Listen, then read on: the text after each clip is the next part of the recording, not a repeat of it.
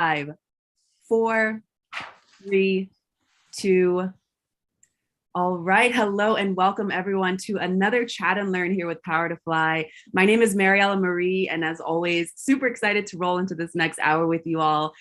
We have Catherine Zaleski here, who's going to just take us away with some beautiful questions that you all have submitted previous to this conversation. And of course, we're joined by an amazing guest speaker who just flew into Boulder, Colorado today. I think that's what I heard you all chatting about before we started to record. So I'm sure he's going to share just a lot of knowledge in this next hour. But before we get started, I just want to let you know that we would love to have you participate. You could be doing anything else with your time, but you're deciding to be with us for the hour. So let's please try to be present. If you can, hold back the multitasker within, close those tabs, be focused here so that you can drop your questions and your reflections in the chat box. Of course, you're able to rewatch this as well, but we would love to have you participate. Now, you can participate in a number of ways. You can turn your cameras on if you feel called to do so. No pressure. I know that video fatigue is real. No shame if you don't want to, but you are invited. I know some folks need that extra push to go ahead and turn cameras on. We'd love to use this as an opportunity as well to, build meaningful connections and network. So feel free to turn your cameras on if you feel called to do so. Otherwise, if you'd like to hop off mute at any time to ask a question or voice a reflection, you can raise your emoji hand. That will let me know you'd like to be added to the queue, or you can just write to me in the private chat or a public chat, letting me know you'd like to hop off mute, and I will add you to the queue there. Now, if you do come off of mute, you will be featured in our live recording as this is being recorded. And then anyone who signed up for this chat, be looking out for a rewatch email that will include a link to this recorded chat, as well as any resources that our guest speakers might mention throughout the hour so that you can access them easily there. So be looking out for that rewatch email, and then you can send this recorded video to your family, your colleagues, your friends, anyone that you think will find it useful. And also I encourage you to rewatch and take notes vigorously there. Now, if anyone has any sensitive information and you prefer to be kept anonymous, you can find me in the chat under Mariella Marie. You can write to me privately there, and I will be sure to raise your question or your reflection to our moderator and our guest speaker and keep you anonymous. Now, the last thing I'll say is we'd love for you to follow Power to Fly on socials and subscribe to our YouTube channel so you can keep up with all the great chats we've got in store. And now, without further ado, I'd like to introduce our guest speakers. So again, as I mentioned before, we've got Seth Levine calling in from Colorado. Seth is a longtime venture capitalist who works with venture funds and companies around the globe as a partner at Foundry Group in Boulder, Colorado. The intersection of community and business being a driving force for Seth, he co-founded Pledge 1%, is on the board of Startup Colorado, is a trustee of McAllister College, and co-authored The New Builders, Face-to-Face with the True Future of Business. Seth is a passionate cyclist, above average skier, and lives in Colorado with his wife and 3 children. Welcome, Seth. Thank you for being here today. Thank you so much for having me. That's great. Awesome. And now I'd love to introduce Catherine Zaleski, who will be moderating this 1-hour conversation today. Catherine was named one of Fast Company's most creative people in business after launching Power to Fly, the platform we're on today, fast-tracking economic equality through upskilling and connecting underrepresented talent to roles in high visibility sectors. Now, before co-founding Power to Fly, Catherine worked in media, where she started her career as the 6th employee of the Huffington Post. She also worked at the Washington Post as an executive producer and head of digital news products, and was the founding managing editor of Now This. Welcome, Catherine Zaleski. Thank you.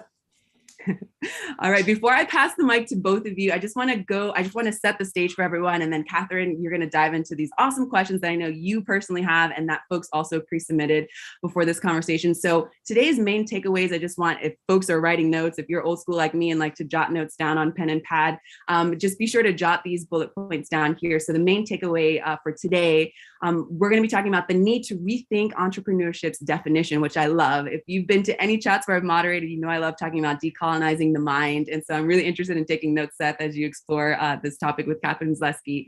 Also, how new business owners are disconnected from the people who control the capital finance system. Also a really interesting point that I know you all are eager to hear about.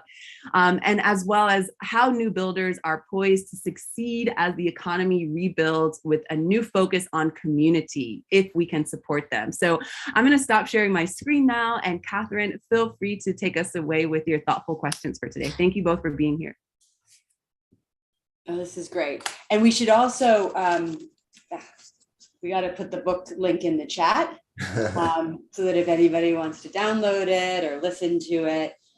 So I really enjoyed reading this. I want to start out by really asking you, what was the motivation to write it? I mean, you've been a very successful investor for a long time now, and things have been,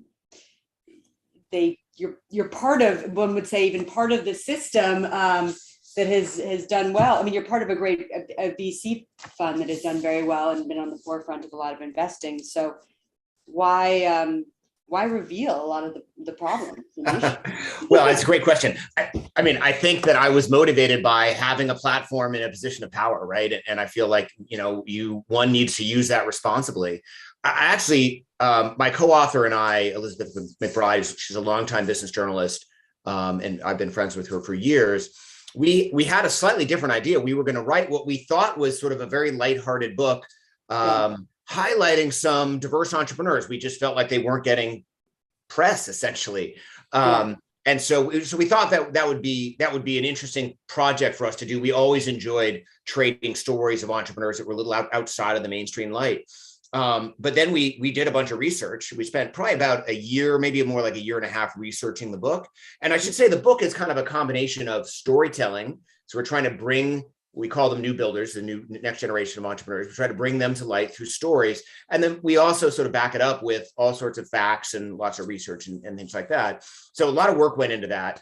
And as we started researching the sort of new economy, if you will, we came away with some relatively disturbing facts. The first of which was that entrepreneurship in the United States is starting to die, which is really challenging. And then also what we thought was happening sort of as part of an entrepreneurial whole really was actually taking over that whole, right? The types of people that are starting businesses today are different than the people who started business 20, 30, 40 years ago. Specifically, women and people of color and immigrants, as they always have, are starting businesses at significantly higher rates than white males. And yet white men are the people that are getting sort of all of the press. And we knew we were onto something when we took these findings to some friends of ours, in her case, other journalists, in my case, other venture capitalists. And instead of sort of having the aha moment, they all sort of universally said, well, that's wrong. Like, your data are wrong. And then we'd show them the data and they still didn't believe us. And that was when we realized, one, we had a very different book to write. This was not just about some interesting storytelling. There was a much deeper story to tell here and a more important story to tell here. And two, we felt like we needed to get it out right away. And as it turned out, the research was all done pre-COVID. We started writing it kind of right as COVID hit. And as I'm sure will not be surprised to anyone on this call, that businesses that are run by new builders, by women and people of color in particular, were disproportionately affected by the pandemic. 40% of Black-owned businesses went out of business in the first 3 to 6 months of the pandemic, as an example. Hopefully some of those are coming back and we can talk about, maybe the silver lining to COVID and some of the new business starts that are starting to pick up. But that made this story that much more important to tell. And so we furiously wrote, it was like everyone picked up something in COVID, like people started running or they picked up a new skill or started playing piano or something like that. In my case, we just wrote twice a week, 5,000 words a week was my goal. And it was a labor of love because I really felt like this story needed to be told, and Elizabeth as well. So that was kind of a little bit of the history of the book and why we decided to write it. Like, if we're not going to tell the story, who is, right? Too many people from the outside were telling the story, and I feel like I'm in a position with other people, frankly, that look like me and control a lot of the capital at least in the States, to call them out a little bit and say, hey, we're not doing enough to fund new builder businesses, and we need to rethink some of our systems of capital. And I am a capitalist, right? I mean, I'm literally by job title, I'm a venture capitalist. So I have the ability to speak, even if I don't agree, if they don't always agree with me, I have an ability to speak in these rooms, where I think not all voices are always heard. Yeah, a builder capitalist, I've heard. So yeah, I like that. I want to focus on systems, and I'm also, you talk about, but you also redefine a couple of things as well. There's a question from the audience around what an entrepreneur is. And in this case, you're talking more about new builders. So can you speak a little bit to how you're defining people or defining entrepreneurs more specifically?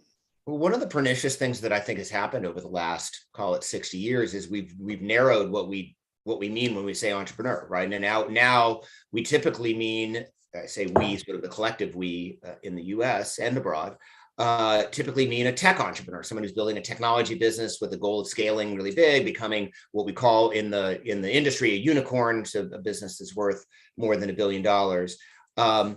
And there's an interesting history to that, right? I mean, that was not always the case. We go through the history of the word entrepreneur and how it came to be used. And our definition of entrepreneur is very broad, right? It's really anyone who's starting a new business. Interestingly, we would use the term entrepreneur in many of the interviews that we did with new builders, and almost to a person would get some pushback, like, oh, no, I'm not an entrepreneur. I just have this bakery, or I just am building this chocolate shop, or I'm just building this, small tech business, but I'm not an entrepreneur. I'm not trying to scale really big. And we would sort of say, no, that's you. Of course you are. And it was a process. It was almost eye-opening for people to sort of be like, yeah, you know what? I am an entrepreneur. That's partly why we chose to give them a moniker, new builder, because we wanted people to feel agency and ownership in that. Right. But the history of the narrowing is fascinating, because it was really Ronald Reagan, the great communicator back in the 80s, who used entrepreneurship, and specifically the very Silicon Valley flavor California entrepreneurship. He had been governor, of course, of California, as a way of contrasting capitalism with communism, right? So he would go out and give these speeches, and he started using the term entrepreneur, but he was very careful to describe it as technology entrepreneurship, because really at the time, Silicon Valley was kind of the only place that entrepreneurship and the types of technology startup businesses that now exist all over the world. At the time, that was just Silicon Valley. So it was this unique, in his mind, unique asset to be used to describe the fruits of capitalism and why capitalism was such a better system of economics than communism. And so that was really the start of that narrowing, right? If you go back before that, even just into the 70s, entrepreneurship was a very broadly defined term. I want us to take that back. I think it is, and I also hate the caveating, right? Like, you could be a social entrepreneur or a community, like, why does that need to be a subset of entrepreneurship as opposed to you're just an entrepreneur or a mompreneur? Mompreneur. Oh my God, that drives me nuts. You have some great stats in here too around what a new builder actually is. At 45, I love this one. I'm not there yet, but it gives me great confidence. The average age of the leaders of high growth startups is 45. Yeah, completely goes against the narrative of the 20-year-old in the flip-flops. And the highest rate of entrepreneurial activity in the United States is among people aged 55 to 64. Absolutely. Also, women of color are responsible for 64% of the new women-owned businesses being created, making them the fastest growing segment of business owners in the United States. Women overall will soon make up more than half of all business owners in the US. And the entrepreneurship rate in the United States has been driven by the people of Hispanic origin, whose rate of entrepreneurship is almost twice that of average of other groups. Sorry, I'm having trouble reading today, but I think you got the gist. Yeah, absolutely. And by the way, women start businesses at four times the rate of men, right? So entrepreneurship writ large in the United States is being absolutely driven by women, specifically Black women, who account for 64% of all women-based startups or women-founded startups.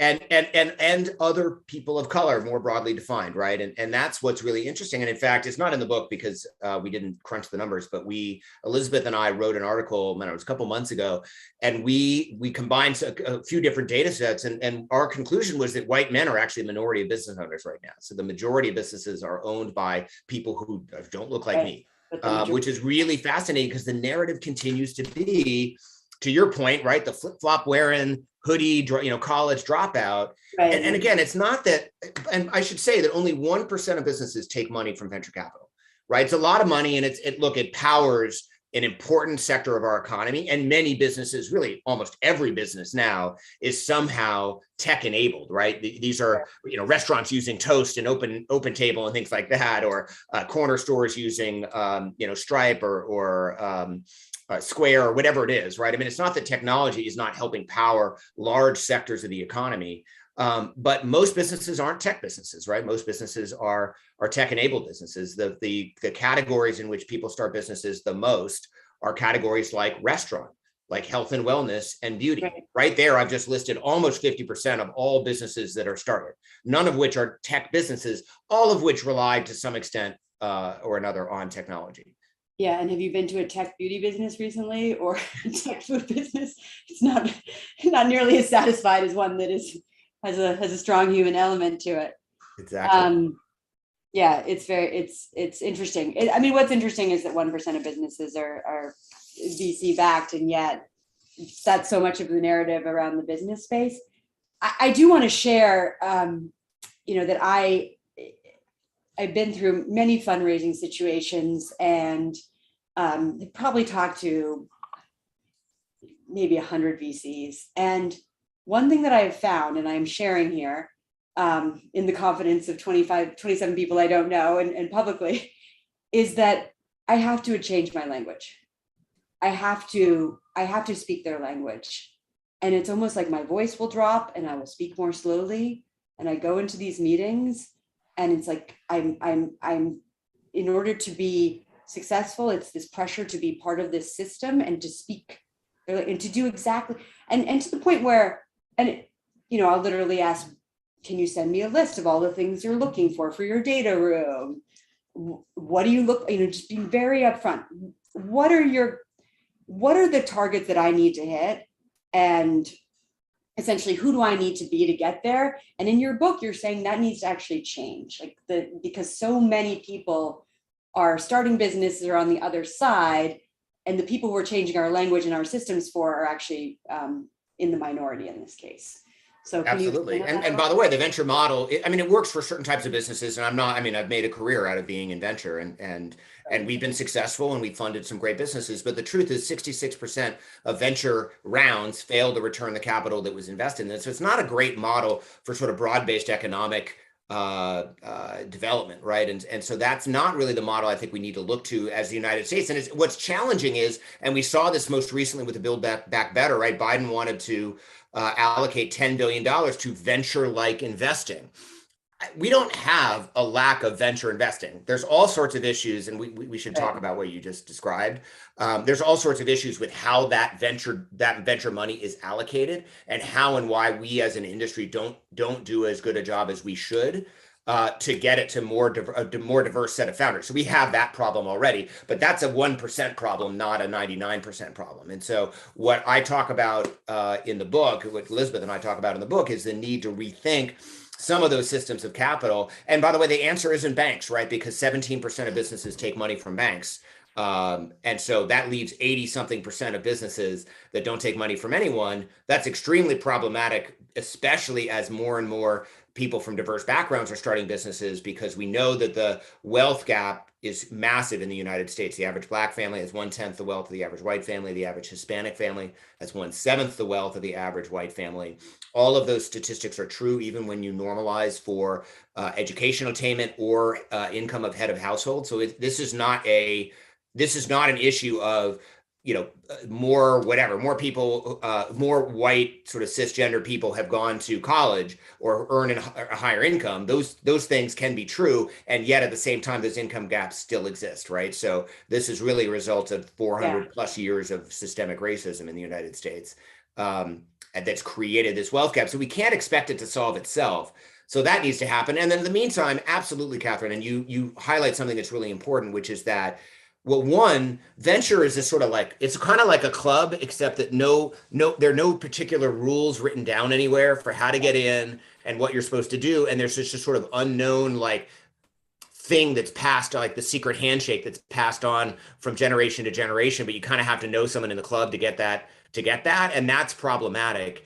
And look, I saw this at Foundry. We invest in other venture funds. It's a big part of what we do. To kind of feed our investment model. And I've been trying to diversify the fund portfolio, more managers that were women and people of color. And I was hitting a little bit of an internal brick wall. And I realized after a while that a lot of it was this sort of weird checklist that didn't exist explicitly, but I started quizzing the partner Right. I have who is most involved in that side of the business. And it turned out that the system was sort of in existence to perpetuate itself. Or did you go to the right college? Did you know the right people? Are you already in network? And we had to really kind of blow that up.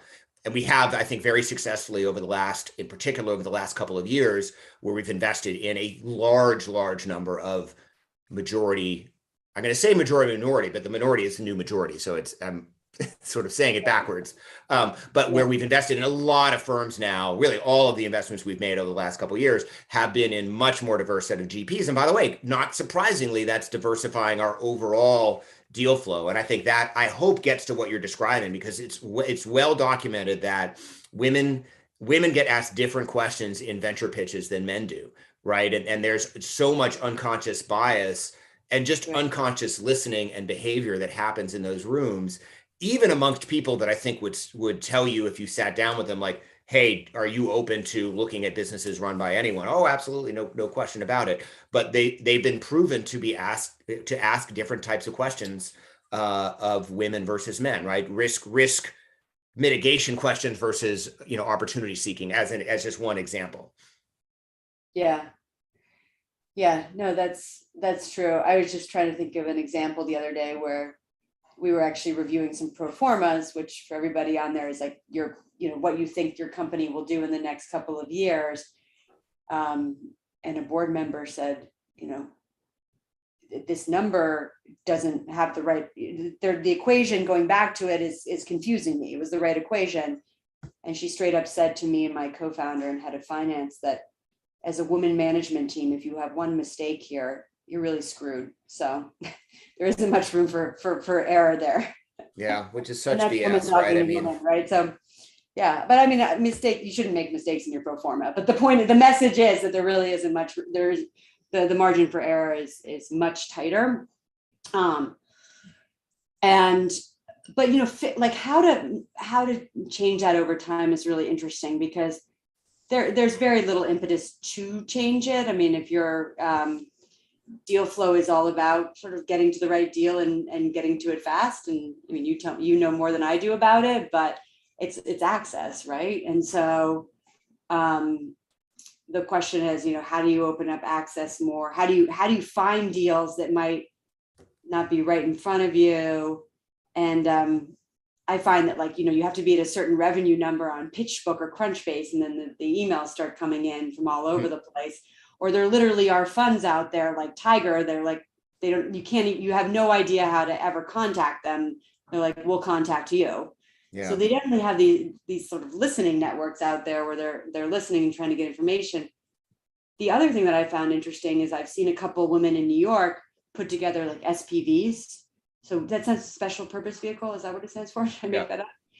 But to invest in startups that normally wouldn't get in front of VCs. And so getting like, 20 or 30 people together to write small checks, which has been very interesting. I've seen a couple people really take that on, and that's one way to do it. Well, take matters in their own hand. And of course, in New York, right, Female Founders Fund was founded there. It was really the first venture fund that was focused exclusively on women-started businesses. So there are some efforts like that. I mean, I think that I think there's sort of a two-pronged approach here, right? One is that you need to sort of challenge the establishment. And I've been trying to challenge my peers in venture to think a little bit differently and expand their networks, right? I mean, if you're not in rooms that make you a little bit uncomfortable, or where you're in the minority, perhaps, then you're kind of doing it wrong, right? And it kind of reminds me when I first got into venture, which was 20 plus years ago. And this is kind of funny too, because the world shifted from the peninsula up to San Francisco. But of course, in particular back then, even compared to Boston, absolutely New York, it didn't exist from a venture perspective, what barely existed from a venture perspective 20 years ago.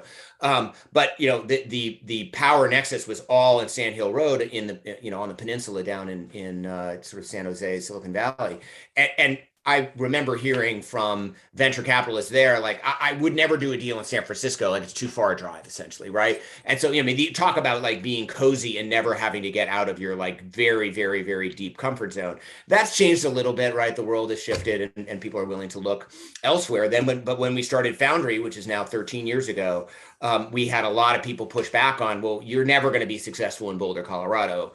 because there just aren't enough deals there. And we were trying to explain, hey, we're willing to go anywhere. These are examples of how embedded thinking ultimately changed a little bit over time. Now we have a huge hurdle to get over, which is this question of extending network and getting people a little bit uncomfortable, because that's where alpha is, right? I mean, alpha meaning outsized returns.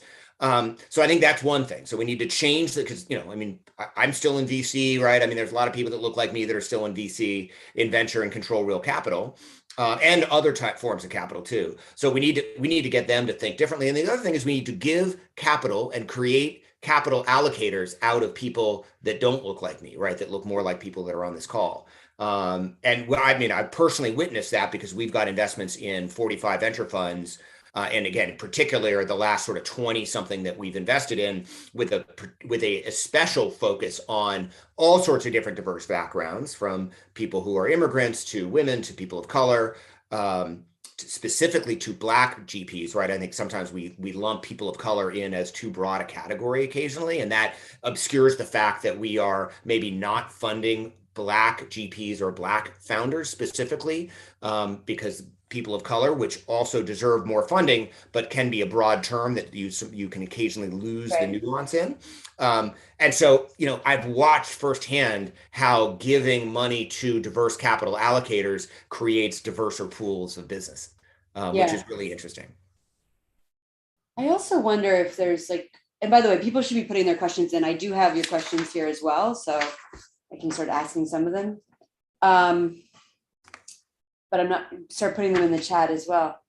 I'm always wondering too, if as I've gone through a growth round process recently, I know I spent 90. Okay. So I track my time, and I probably spent 20 hours on just putting a list together of VCs to talk to about the upcoming round. And if you said that on the website, if it said, we write checks of this size and we need to see annual recurring revenue of this side, and we focus on these types of businesses, then that was easy. My list got easier, and I'd find a way to get to that person. And I usually would find a way by, emailing 5 people on LinkedIn, or literally going back to a college roommate and being like, seems like you know this person. She'd be like, sorry, I haven't talked to her in 2 years. So huge amount of my time was built on trying to build that network to get in front of people, but the right people. And that required a lot of information. The other thing I was able to do is I got access to a database, which was incredibly expensive, that then allowed me to see what the check sizes they would write for the revenue. And then the third thing is, if I couldn't figure it out on the website, then I would try to call someone to get an idea of the place, and if it was worth doing the work to finally meet them. But that, like I said, took about 20, 30 hours. That was before I built the deck, before I did all the other work, the pro formas, all the pitches. And so part of me is just wondering, if the investment space can be clearer with people. It's hey, if you're doing $5,000 a month, that's a great start to your business. And, we need to understand how you're going to get to $20,000 a month. And if we understand that, we will write you this check to get you started. But that, to me, as a founder who's running a business and raising money, it's just if I'm just told more specifically what you need from me, there's plenty of people out there who I can go to. This doesn't address the problem of actually getting denied the money, and I know that. But I'm just saying, just to get the on-ramp process a little bit more seamless. Yeah. Well, I mean, the industry is survived on a certain amount of opacity. And look, we have this inside Foundry too, because we maintain a downstream investor database, right? Investors that could invest in later rounds in our companies. It's really hard to keep that updated and trying to basically answer the questions that you're describing. Now, imagine that for someone that's not super well connected, or for someone who doesn't have a business that should be venture backed, right? The vast majority of businesses have no either interest in or shouldn't have any interest in taking venture money. Let's talk about why. Some other forms of capital, right? So now you're okay, where do I start, right? There's these new forms of sort of quasi loans that are revenue based or profit based investments. Does that make sense? Where do I go for a bank loan if I can't qualify for a bank loan because the algorithms are very sort of rote and have certain bias to them? Then what do I do? If I don't have wealthy friends and family, how do I get my business up and running? And I think one of the things that's interesting is in the venture world, we think about millions of dollars, right, for getting businesses off the ground, and obviously the kind of capital that you've been raising for your business, it falls into that category. But the vast majority of businesses, as you walk down a main street, for example, or sort of peruse online for the local services businesses, the vast majority of businesses need to raise somewhere between $10,000 and $100,000. So it's not a large amount of money. The problem is that it's not a large amount of money, right? So the banks aren't, especially the bigger banks, are not incented to provide that kind of capital access. It doesn't suit their business model. We saw a version of this in the PPP program, which was the part of the CARES Act in response to COVID.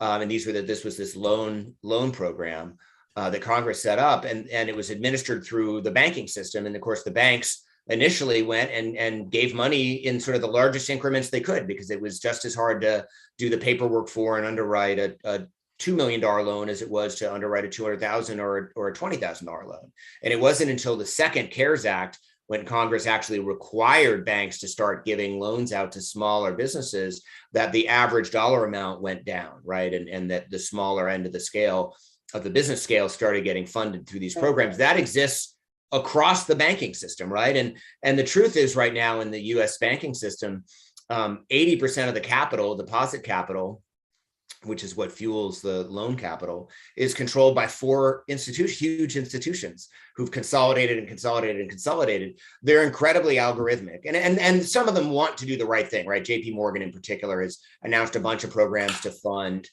businesses, to fund diverse sets of businesses, but they just don't really know how to do that and how to do that at scale. And they really ultimately want to work with larger businesses. So there's not a really solid business. And by the way, the banking sector has been consolidating at a alarming rate. 20 years ago, there were 14,000 banks in the United States. Today, there are fewer than 4,500. If you see in the book, we said 4,800, right?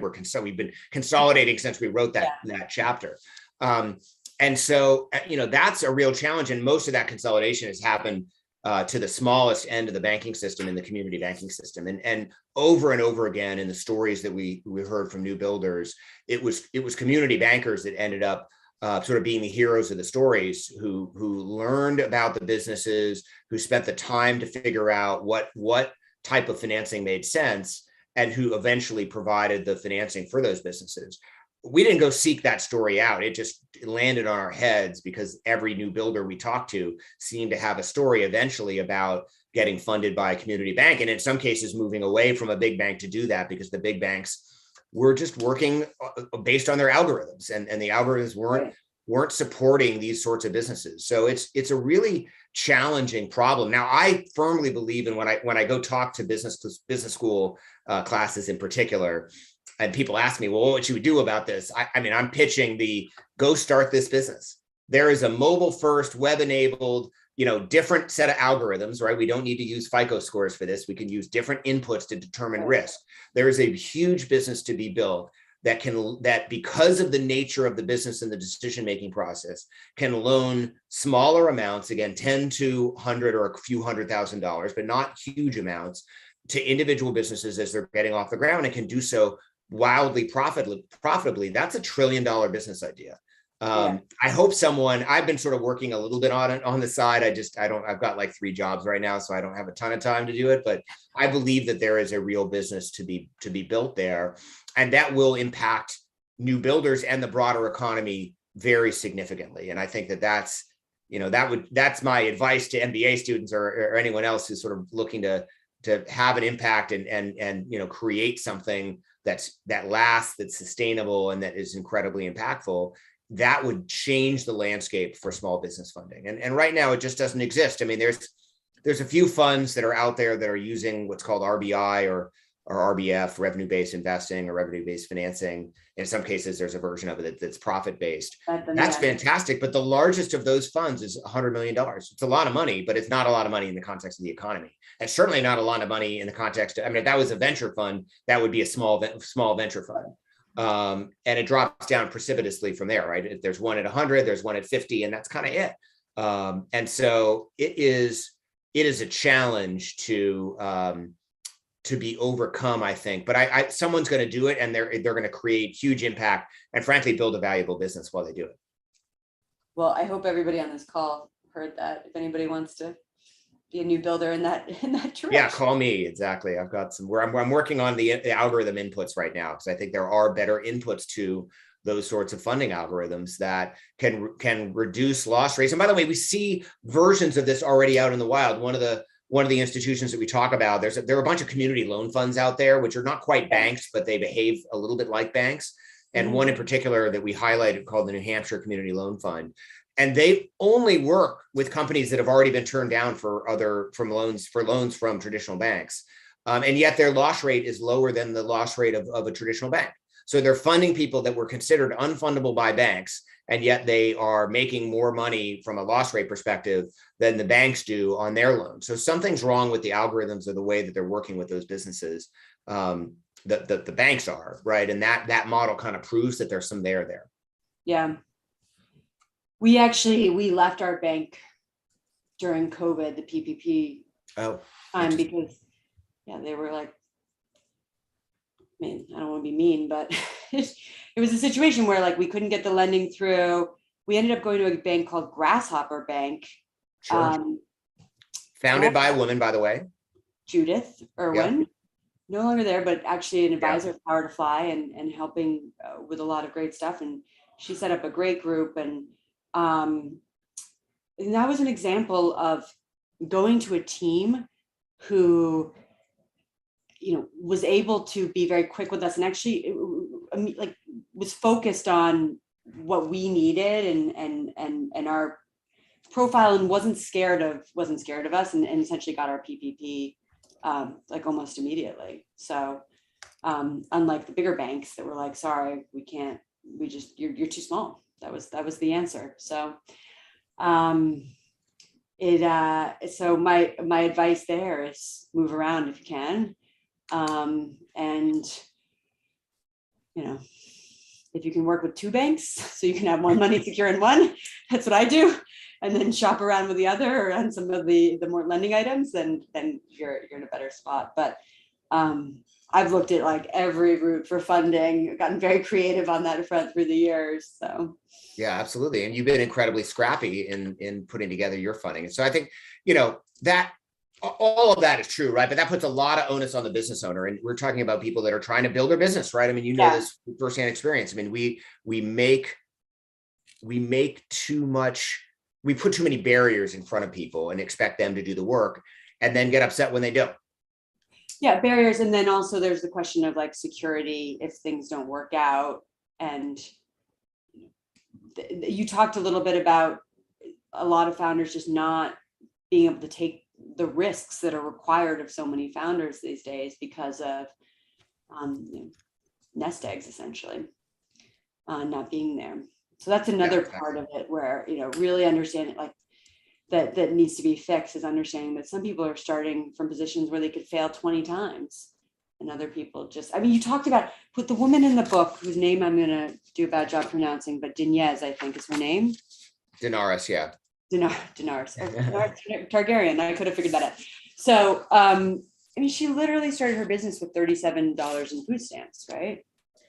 Absolutely. I mean, her story is incredibly remarkable, if only for its sort of grit and determination. I mean, their grit and determination are hallmarks of new builders, but hers is a particularly compelling story. And maybe the most compelling entrepreneurial story I've ever heard, right? I mean, it literally started her business with $37 worth of food stamps. And she, she's a religious woman. Her husband had lost his job. She was working at a dead-end job at a Samsung factory. And she had a vision, essentially, lying on her mom dropped off these food stamps for her to help her feed her kids. And she had this vision of like, I should go make flan. And so she, instead of buying food for her family with with the food stamps, $37 of food stamps, she instead bought ingredients to make flan, which is funny because she didn't know how to make it at the time. But she was able to get a recipe from a cousin. Family member, yes. Yeah, exactly. And the first batch was ruined and she was very concerned. Second batch came out great. She went to her job at Samsung and sold them off the break table. And a couple of weeks later had turned that $37 into $500 and realized that she sort of had something there. I mean, we should not be putting those sorts of obstacles in front of people that have that much vision and grit. Now, fast forward a handful of years, she was helped by a bunch of different people in her community through an organization ultimately called E4All, which helps Main Street businesses in the way that a traditional accelerator program like Y Combinator or Techstars would help a tech business. And she now has a thriving bakery business in Lawrence, Massachusetts. She employs 16 people, and it's like a proper business, right? And those are the kind of stories that we need to create, right? I mean, I referred to the unicorns as we describe them in venture capital. I mean, what really the economy needs are camels, right? They're actual businesses, right? They actually exist, Right. but they're the workhorses of the economy, right? And the truth is that small businesses account for more than 100% of job growth in the United States. So all of the job growth happens at that side of the economy. Right. And they also account for 40% of GDP and 50% of employment in the United States. So they're a really important constituency, but they don't really have a lobbying group, right? No one is speaking for small businesses. They can't afford lobbyists on their own. They're too busy working on their own businesses. And because of that, we've really kind of let them down from a kind of a regulatory and a policy perspective. And I think that's a real shame and something that we need to address. All of the parties, Democrats and Republicans, talk about supporting new businesses, entrepreneurial businesses, et cetera. They just don't they love to talk about it. They just don't like to do anything about it.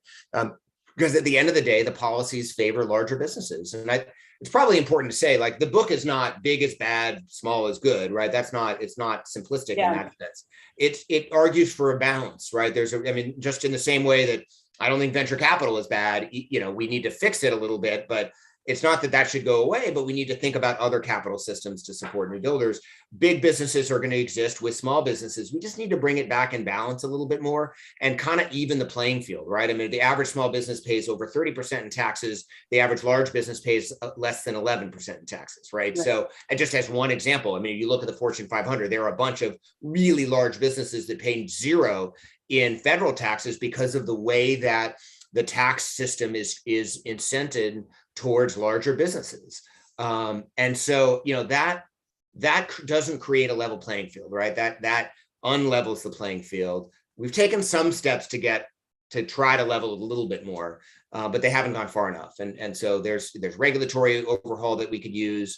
Some of that's less regulation. We found this during COVID, right? Why I need a separate beautician license in Longmont versus Boulder, which are contiguous communities and right next to each other, doesn't really make any sense, but you do, right? And that's true of all sorts of things, right? I can't do all sorts of different activities that are sort of face-to-face, typical businesses that new builders might start without facing significant licensure and regulatory hurdles that are local, state, or federal. Those don't exist if I'm setting up, let's say, a consulting business or a tech business, right? And so we need to think about that. Obviously, I mentioned some stuff on the tax side, and then I also think we need to create more capitalists. We need more people in the investment class. So I'm happy with the Jobs Act, with the work that has been done to try to free more people up to become investors. So it's not just the purview of the wealthy, and you can put $10, $100, $1,000 into platforms like Mainvest or Kickstarter and support small businesses in that way. And in some cases, get equity ownership in return, which is great. So it's not just prepaying for product. You can actually become an owner in some of those businesses. So all of that makes sense, but we need to find ways to free up capital for some of these communities in order for them to participate in that economy. No, you have some specific advice in the book too. We talked about it a little bit, like CDIFs, and I want to make sure too that we're leaving with giving people some motivation as well. So some of the questions one question is, what are the 3 top recommendations you could share with new entrepreneurs and also longtime business owners? Yeah, okay. That's a great question, actually. So I think the number one, and this was reinforced over and over again as we listen to these stories of not just new builder businesses, but I think about also my day job in venture and so the tech landscape. To me, the number one factor in the success of a business is a combination of the openness of the CEO and founder to seek out input from other people and their ability to create networks around them, right? And I think one of the things that the tech world loves to take credit for all sorts of things that were created elsewhere and they kind of co-opted. But I think one of the things that actually the tech world has done an incredibly good job of is advancing this sort of collective model where people are helping each other out. And I think that doesn't exist as much for Main Street businesses. And one of the things I've noticed as we've done startup weeks, for example, if people are familiar with that concept, where you take a whole week in a community and you work with startup, meaning entrepreneurial businesses.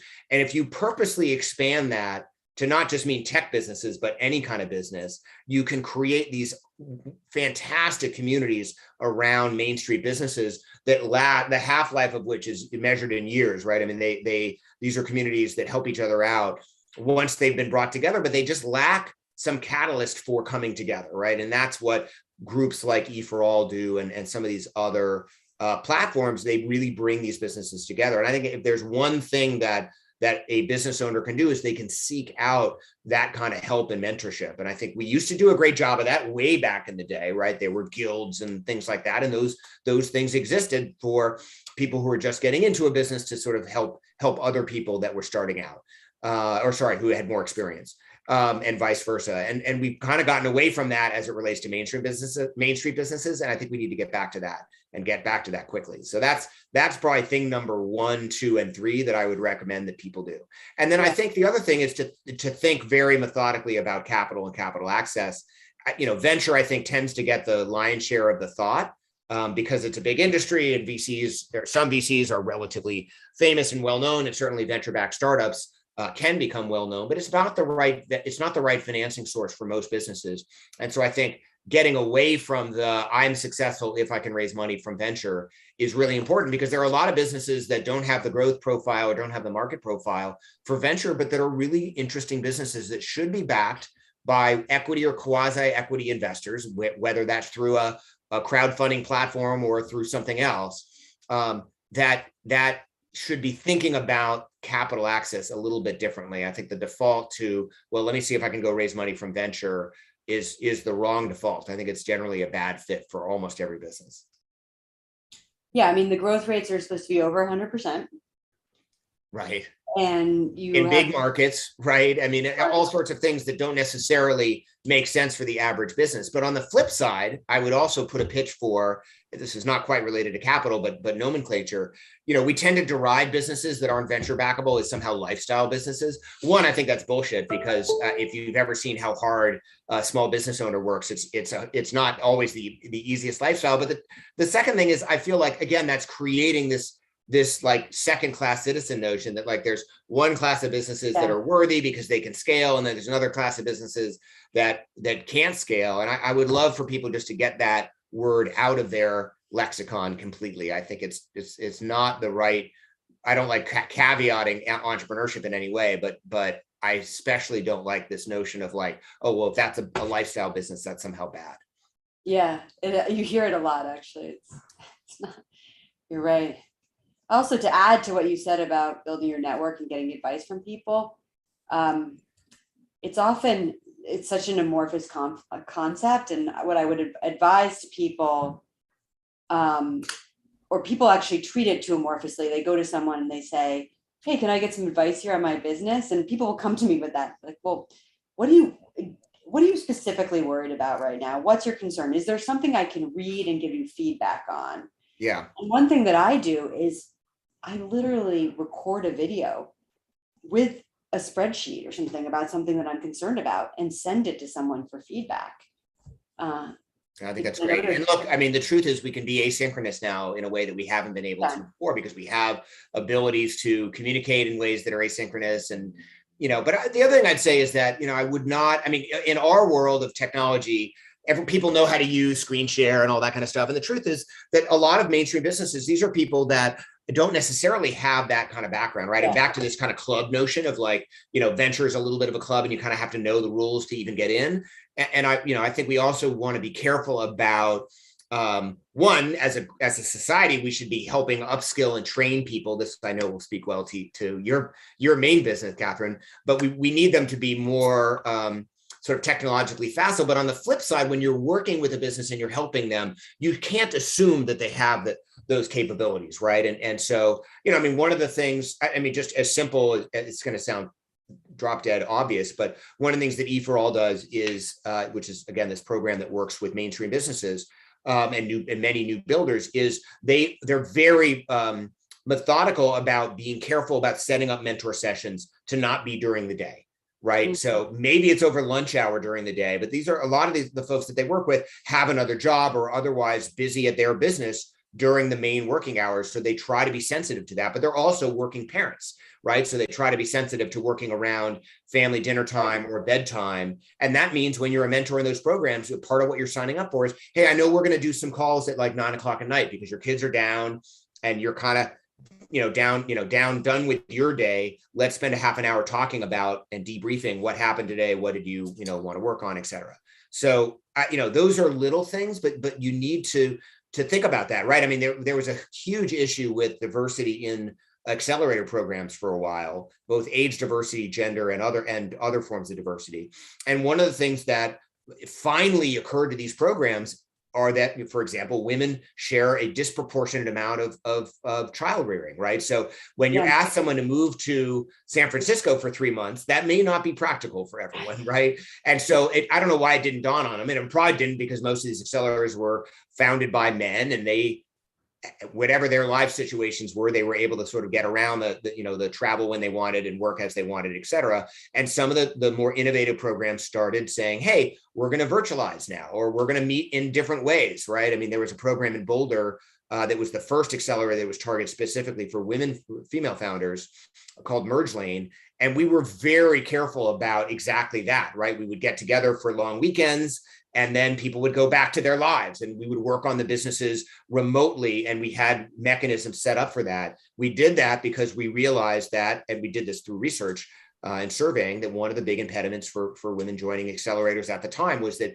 you had to move to Boulder, Colorado, in that case, for 3 months. And that just didn't work for many schedules. And we were keeping really good entrepreneurs out of that pipeline. In this case, we're talking more tech focused, but out of those pipelines because they weren't able to make those sorts of commitments, but yet not even having the self-awareness to realize that that was going on and that we were putting those barriers up in front of people. Yeah. When I started Power to Fly, co-founded Power to Fly, I had a 6-week-old. So wow. A lot of people were like, just do it in an accelerator. Like, are you going to be okay with the baby in the corner? So she's now 8 and lets me work, but not the others as much. So great. I mean, we have 4 more minutes. Does anybody have any final? We got a quiet group here. Hopefully they're listening and taking lots of notes, but not a lot of people asking questions, which is totally fine, right? We had like 13 pre-submitted questions. So. I mean, I think the thing I would leave people with is like, go do something, right? I mean, it's interesting to talk about this sort of thing, but like, change happens through action, and action could take all sorts of different forms. Like, obviously, I think we've all woken up to the idea of buying more local, being more thoughtful about what types of businesses we support. There were some great lists that went around, particularly after George Floyd. Horrible that there needs to be catalysts like that to get people to take action, but that had listed out businesses that were Black owned that people could buy from and support. Obviously, that's great. Every time I walk into a shop now, I'm much more conscious of is the person who's behind the counter also the business owner, also the chief merchandiser, also the head accountant, et cetera. I think that's helpful. And then there are some wonderful platforms out there. Mainvest is one of the ones we talk about, but there's a handful of others where you can actually invest in Main Street businesses and in local businesses. And I think that's really important. And then the last thing I'd say is we've sort of become an economy of like list checking and getting stuff done. And part of getting into that mentality is, you go to the big box retailer because it's easier, and you're just trying to get stuff done, and you don't necessarily think about walking down Main Street and actually just enjoying the experience, right? So the experience for the experience, as opposed to what you get out of it or checking something off your list. I think that's really, really important. So Michelle, thank you for that comment, by the way. I appreciate that. Michelle's in banking, so. Awesome. Hi, Michelle. How you doing? Great.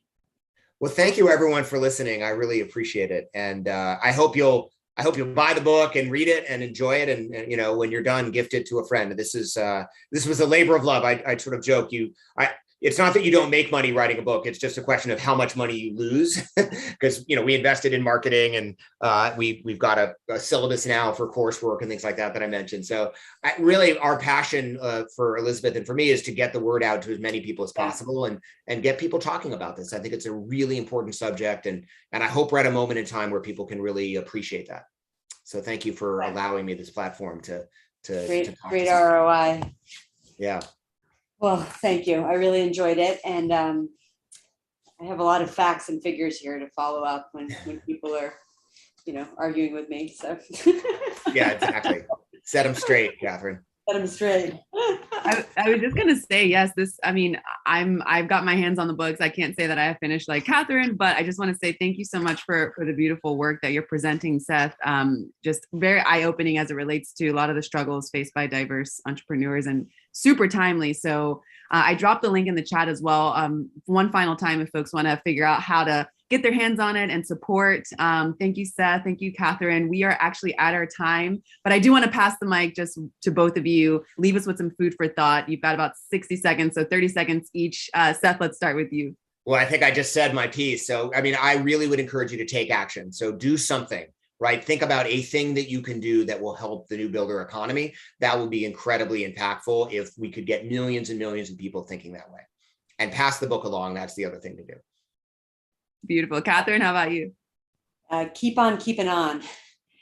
I look very comfortable here and very self-assured. I've had many times where I thought the business was going to completely fall apart. And part of it was like just having a belief in magical thinking to get through to the other side.